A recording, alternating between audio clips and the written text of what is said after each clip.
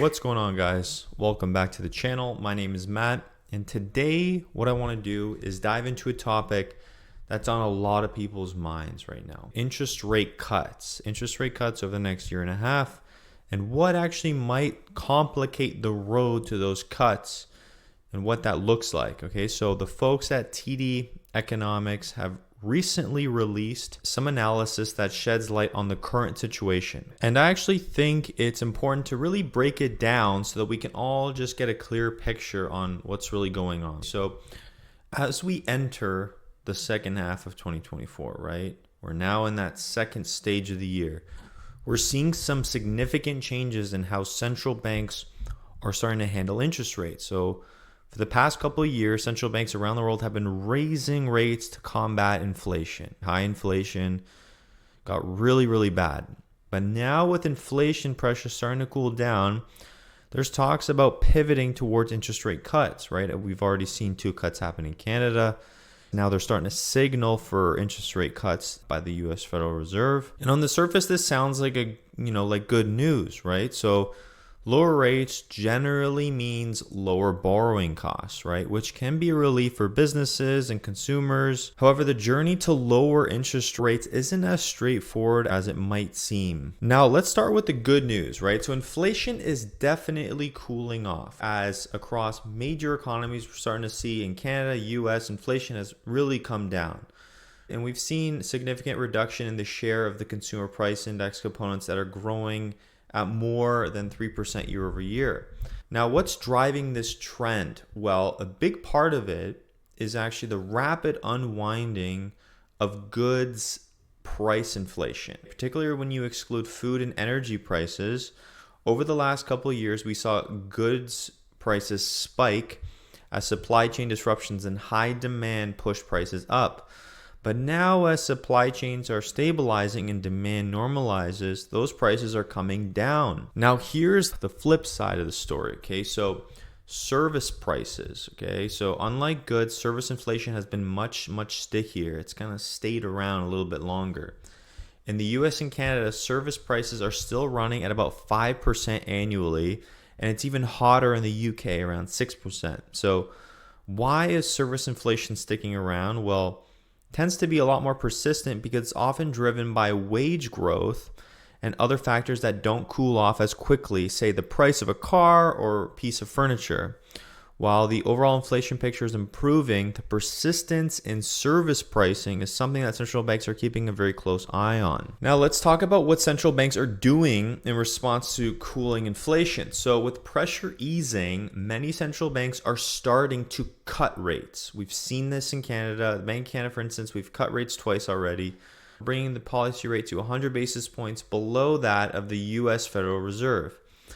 And it's not just Canada, right? Markets are now pricing in gradual 25 basis point cuts from most central banks over the next 18 months, right? So we're seeing a lot of central banks making these small 25 basis point cuts gradually over time. And we've even seen that with the banks in Canada predicting around 200 basis points worth of cuts until the end of next year. But before we get too excited about lower rates, it's important to understand that the US economy in particular is in a delicate position. Okay, so analysis from TD Economics paints a picture of an economy that's decelerating but not stalling out completely. Growth is moderated from the robust 4% annualized pace that we saw in late 2020 to a more sustainable 2% in the first half of 2024.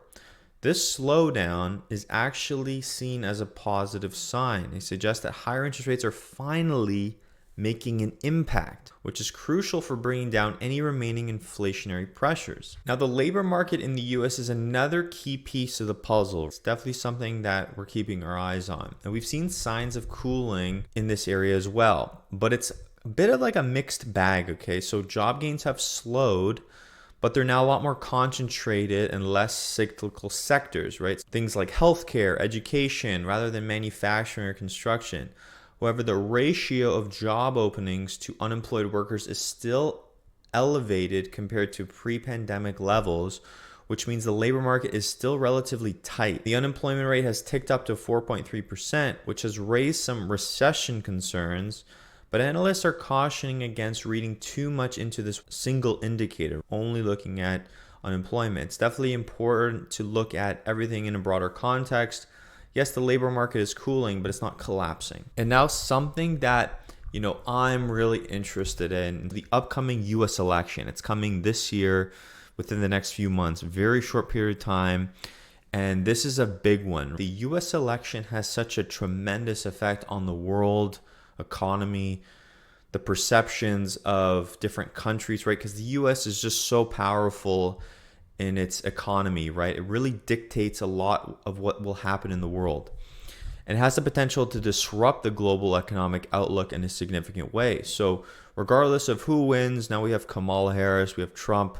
The analysis suggests that we're likely to see an America that's increasingly focused on industrial policy and self-reliance. Okay, so what does this mean for the rest of the world? Well, it could mean reduction in global trade volumes, especially for economies that are heavily reliant on trade with the US, especially Canada. This is something that central banks and policymakers are going to have to navigate very carefully. Now, given all these factors, it's clear that central banks have a tough job ahead. They're going to need to be highly data dependent, meaning they're closely monitoring a wide range of economic indicators, rather than relying on economic models. Any renewed inflationary pressures will need to be weighed carefully against the softer labor market conditions that we're seeing. In a delicate balancing act, they want to keep inflation in check, but on the other hand, they don't want to push the economy into a full-blown recession. So where does this leave us right now? The overall picture is one of just more cautious optimism. So there's hopes that we might achieve the elusive, soft landing. Everyone's talking about soft landing or hard landing. What are we going to get? And we don't really know just yet. People think we're leaning more towards a soft landing where inflation continues without tipping the economy into a full-blown hard recession. But there's still plenty of challenges ahead of us. The road to lower interest rates could definitely be a bumpy one, and we'll have to see how the next few months and the next couple of years go. I will obviously be keeping you guys up to date on all that information. When these big announcements come out in the US and Canada, I'll kind of give you my thoughts. I'll break down the analysis and just keep you updated on what's happening, because it's really important to stay up to date on all the information that's coming out. If the US economy slows down and the election comes into play, a lot of volatility could happen, right? It could mean markets in general go lower, right? And if you start to see the stock market head lower and you see bond yields go down in the US and Canada, typically that actually might mean that real estate goes down too, right? So primarily on the channel, I focus on real estate, okay, and mortgages. And so real estate in Canada and the US could actually go lower with the stock market, right? If you start to see the stock market start to drop, that's where you might see real estate start to drop as well. And what that could mean is real estate prices and interest rates go down at the same time. Okay, this is very possible. And a lot of people don't think this can happen, but it can happen. And actually, what, in my opinion, this means is actually the scenario for first-time buyers and for people to get into real estate. Because if prices start to fall at a pretty good rate, let's say they fall 10-20% or more, while interest rates are falling, that enables people to get good deals on real estate and also cheaper borrowing conditions, which helps you get into the market. And then you're also getting a lower buying point. So not only are you getting a cheaper rate, but you're getting a lower price. So this is actually a great scenario, right? Maybe not a great scenario if you have a lot of real estate and you don't like to see the prices drop, but if you're someone who just wants to buy a property and get into the real estate market and you don't want to have a 6-7% interest rate, this is fantastic. Maybe you'll be able to buy a property. Well, property prices are already down across the board, but if they go down further, and then let's say you can get a rate in the 3% area, that's fantastic. Think about how amazing that is for so many people in Canada and the US, but I mainly focus on Canadian real estate. Imagine you can buy a house that's 30% cheaper than it was at its all-time peak, and then you're sitting at, a 3.5 interest rate, maybe possibly going down to 2 again. That's fantastic. And I think from that point, that's where real estate could start to take off again, right? I think real estate will be up in the future. I just don't think it'll happen as soon as people are thinking. I think it's going to take a couple of years, right? I think prices are going to keep stabilizing, coming down. interest rates will come down, and then that leads a perfect buying point, like perfect buying point for people. Maybe even to get your second or third property, right? Like become an investor at that point, right? Or just get your first property, get in the door and become an asset owner and start just having a better financial future for yourself. That is what I think will happen. I think we're going to see lower prices, and then we're going to get lower interest rates, which is going to give you the perfect time to buy, like literally the perfect opportunity to get into the market as a first-time home buyer. So I'm actually excited for the future. I think the road to that will be bumpy and it will be scary, and big things might happen, and I'll keep you up to date. But I think if we get lower prices and lower interest rates, like come on, like what else do you want as a person who wants real estate or you want to buy and you want to get into the market? That is literally the perfect scenario. So I want to know what you guys think about that.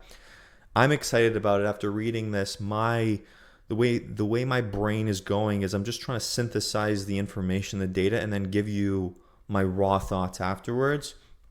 And I'm excited. I think this is going to be really good for people. We're going to have to go through the shit, but we're going to get through the shit, and then we're going to have a good future, especially if you can buy cheaper prices at lower interest rate costs. It's going to be fantastic, and I'm excited for it.